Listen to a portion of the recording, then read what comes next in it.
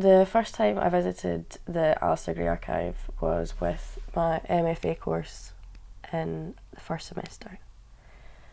And it became a running joke amongst everyone in my course that whatever we're doing, wherever we're going, I was going to end up crying. And they're not wrong. Like, I didn't realise I was such a big crier until this course. But we're in the archive and my tutor, she calls me over and she's like laughing. And I was like, what is going on here? I knew it was going to be something emotional. And it's the box file about Morag McAlpine, who was Alasdair's second wife. And I'd been on a date the night before where one more always sounded like a good idea, so I was not my strongest self anyway. And in it, the first thing that I see is a handwritten letter on white A4 paper. As he runs out of space, the lines all move closer together at the bottom of the page.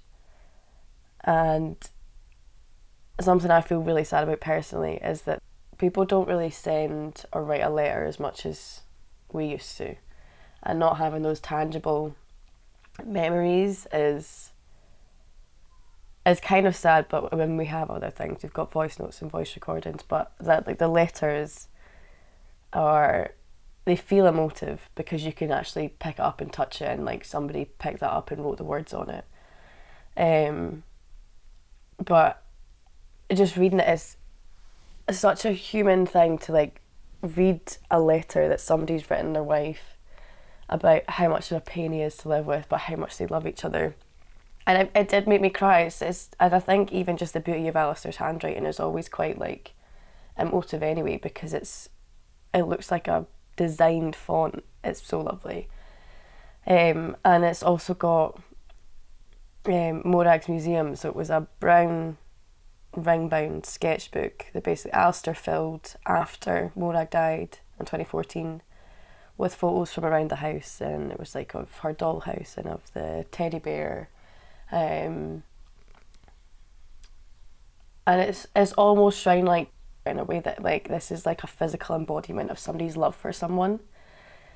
And the end pages are left for comments from their friends, and I think these were collected at her funeral, if I'm not mistaken.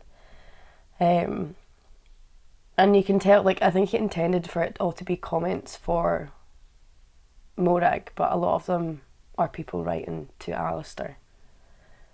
And I think the importance of having these things kept is not that like we love to ruminate on like loss and stuff or anything, but these are the things that like humanise people.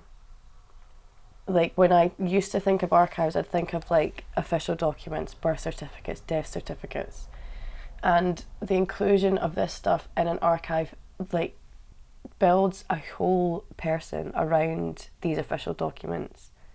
I see the value in all these official documents, but what is so important about keeping these things is that when people come who have never known you and look at this, they get this understanding of who you were.